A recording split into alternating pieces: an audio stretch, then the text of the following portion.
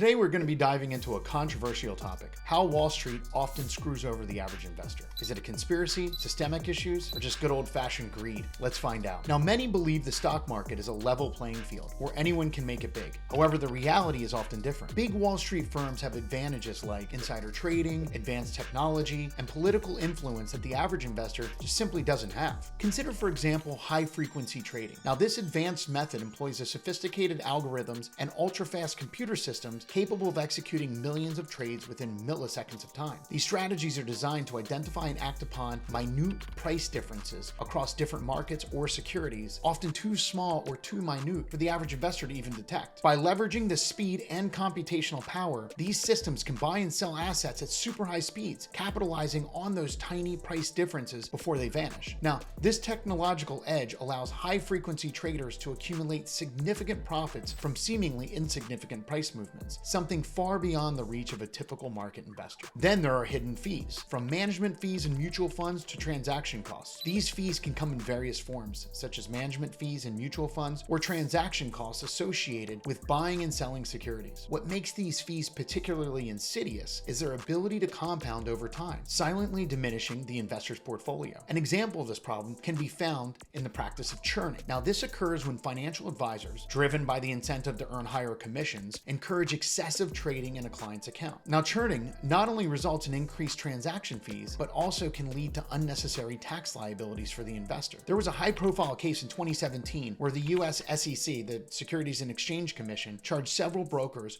with churning clients' accounts, leading to substantial losses for the investors while the bankers profited from the commissions. Now, in addition, mutual funds often have multiple layers of fees, not just the visible management fees, but also administrative fees, 12b-1 fees for marketing and distribution, and sometimes hidden costs embedded in the fund's trading activity. These can all add up, reducing to the fund's overall return on investment. Therefore, it's critical to educate yourself about all the potential fees associated with an investment before committing your money. Now, this includes understanding the expense ratio of mutual funds, the costs associated with buying and selling stocks, and being vigilant about the practices of your financial advisor. It's important to remember, what you don't know can indeed hurt you financially. Now, moving on from fees, another area to consider is market manipulation, which unfortunately is a dark reality that does exist. From spreading false rumors to complex schemes like pump and dumps, big players can move markets in ways that can devastate smaller investors. Here is a famous hedge fund manager, Jim Kramer, originally shown on his own financial website, thestreet.com, admitting to influencing prices to favor his position in the stock. No one else in the world would admit that, he says. Why do you think that is? Well, I think we can all draw our own conclusions on that answer. You know, a lot of times when I was short at my hedge fund and I was positioned short, meaning I needed it down, I would create a level of activity beforehand that could drive the futures. It doesn't take much money, but it's a fun game and it's a lucrative game, and I would encourage anyone who's in the hedge fund game to do it because it's legal, right?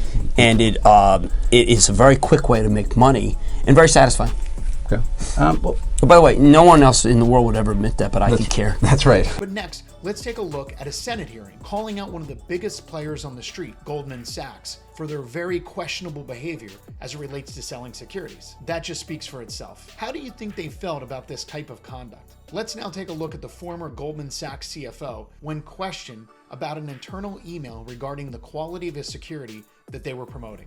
And when you heard that your employees in these emails, when looking at these deals, said, God, what a deal. God, what a piece of crap. When you hear your own employees or read about those in the emails, do you feel anything? I think that's very unfortunate to have on email. Are you embarrassed? And very unfortunate. I don't. On emails, please don't take that. How about feeling that way? I think it's very unfortunate for anyone to have said that in any form. How about to believe that and sell it? I think that's unfortunate as well. No, that's what you should have started with. You're correct. It is. There it is. Sometimes we do get to hear the quiet part out loud. It's unfortunate that that was in an email. Unbelievable. This is an unfortunate reality in the world of investing, and we see it time and time again. Now, it's not all doom and gloom. And there are certainly opportunities for savvy investors, even if the deck is often stacked against the average investor. If timed right, there are a lot of great opportunities in the market, but it is critical to be aware of these issues. Educate yourself on the market and the investments that you're investing in beforehand. Find an advisor you trust if you don't want to go it alone, and invest wisely. Thanks for watching.